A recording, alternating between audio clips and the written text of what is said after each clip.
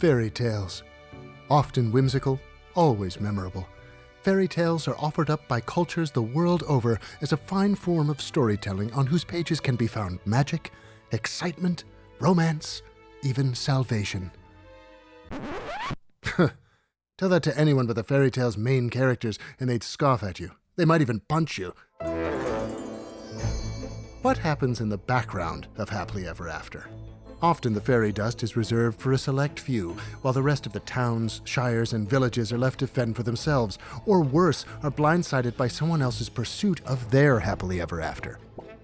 Their lives often dramatically and irreparably affected by all the magic in the air.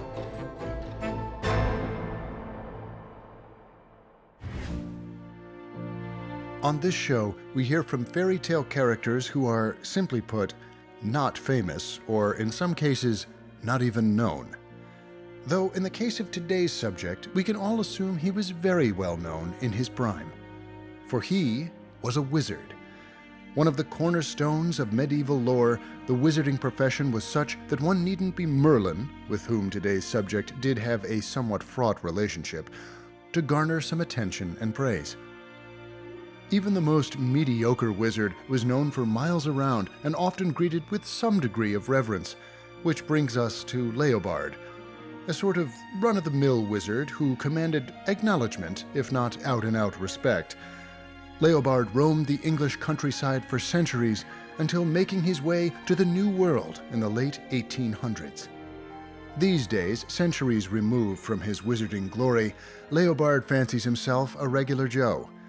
Cursed with immortality because of a misunderstanding involving a possessed goat and a drunken man back in the 14th century, he now simply goes about his life in rural Wisconsin, ever the pleasant soul, finding magic in the little things. This is his story. And action. Grilling on a Saturday. I'll do it in the fall. I'll do it in the dead of winter. Nothing gonna stop me. Except for this, maybe. What gives? Yeah. Keep the train moving. Doug? Oh, punch pops. Doug, we're rolling. How's that? Oh. Howdy-ho there. My name's Doug Leobard. Pleasure to meet you. I added the Doug about a century ago. Back in medieval times, when a certain well-known wizard was gobbling up all the attention, I just went by plain old Leobard. You know his real name's actually Mervyn? Merv? Sort of takes him down a peg or two. Now look, he was a talented guy. Is a talented... There's a whole debate on whether or not he's still alive or dead. Some people insist that all of this time he has been trapped inside a hollow tree. Madness. There's another group of people that insist that he experienced a, quote, triple death. He fell off a cliff, was impaled by a spike, and his face landed in a puddle. So in effect, he broke all of his bones, he bled out while he drowned. Nasty business. Personally, I think he's still alive. Either that or he has descendants. See, there's this fellow works down at the hardware store. His name is Marvin, if you can believe that. Looks exactly like Mervin. Marvin does. You know, it might just be a coincidence, but, enough about Merlin. A little more about me.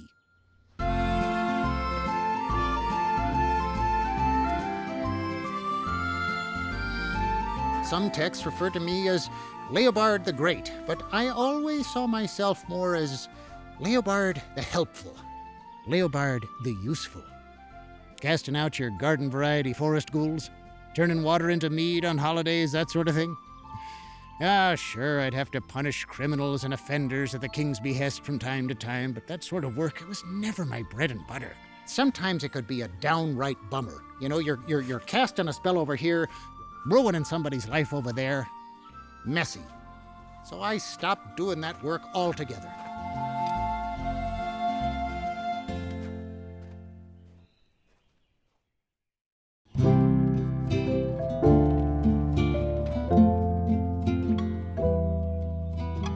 Now I live a simple, small-town kind of life. The people are wonderful. Even the neighborhood kiddos, when they come visit me on Halloween, so pleasant.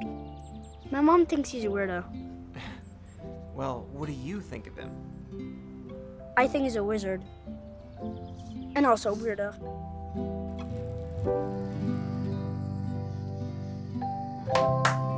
I don't even own a clapper. Come on now. You know what? Forget it. There we go. Yes, guilty as charged. I still lean on a little wizardry from time to time. Flat tire? Not anymore. Out of milk in the morning?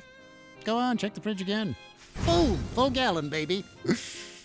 I'm very proud of being a wizard. I don't hide it. Just last winter, Farmer Clyde got stuck in this large snowdrift. You know, his truck was at a 45-degree angle. You know, he's spinning his wheels trying to get somewhere. He's getting nowhere. So I went down there and I levitated his truck clean off the ground and placed him down on plowed, smooth pastures. He looked very excited and sort of wide-eyed as he sped away. To be honest, I haven't talked to him since, but every time I see him in town, I give him the old tip of the cap. And this Christmas, I'll send him a fruit basket. Because that's what regular Joes do. And when you make those kinds of choices, life just gets a whole lot simpler. And being immortal, I've got time to think it over. I'm good with where I'm at. So I suppose my Fairytale Fallout is largely positive. When I was cursed with immortality, by Satan himself, I'll have you know. Real bag of nails, that one. There was a whole mix-up with a possessed goat and a man, and they were supposed to breed and have the children of hellfire, and that the villagers needed me to exorcise the demons from the goat because the goat was wandering around on two legs making all these weird noises, just giving everyone the jeepers creepers. So I did the job. There was no breeding of hellfire children, and Satan was real cheesed off. As he condemned me to a life of immortality, he guaranteed it would be a fate worse than hell. Well, I beg to differ, because I've settled in the American Midwest among the finest people on the face of the earth. Except for Marvin, at the hardware store. Don't like Marvin. I have no idea what his problem is. Zero clue. Honestly, I think he's kind of a weirdo. He looks just like Marvin does. And it just rubs me the wrong way. You know, for all I know, it is Merlin, come to mess with me. But then I can't confront Marvin about it, because if he's not Merlin and he's just Marvin, some regular fella, he's gonna start to think that I'm losing my mind. You know, he's gonna say that the old guy up on the hill, he's gone crazy, and then people are gonna talk and they're all gonna think I'm a weirdo. I can't have that. You know, I don't mind people thinking I'm a wizard. Stops the teenagers from toilet paper in my house on Halloween. But a weirdo? No. No, sir. So confronting Marvin, that juice just ain't worth the squeeze.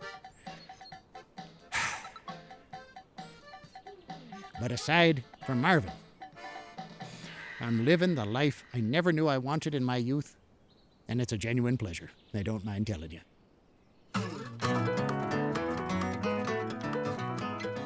Sure, now and again I get a little wistful for the bold magic of yesteryear.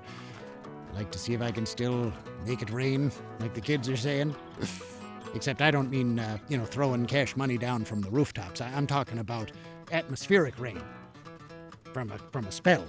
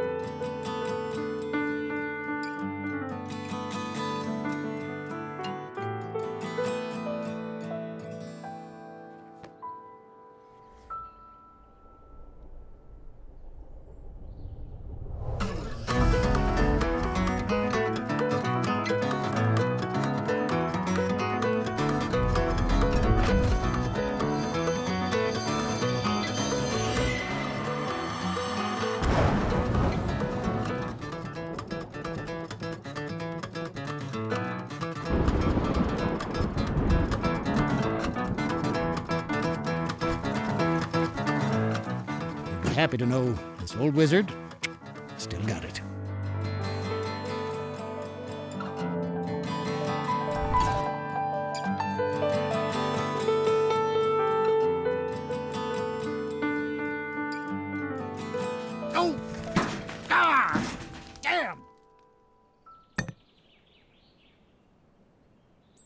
Now that just won't do.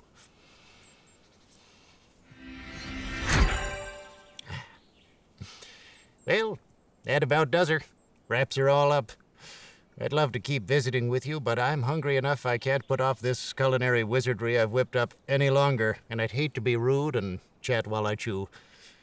Thanks so much for stopping by. Oh, yeah, that's the stuff. Oh. Ah. To your health.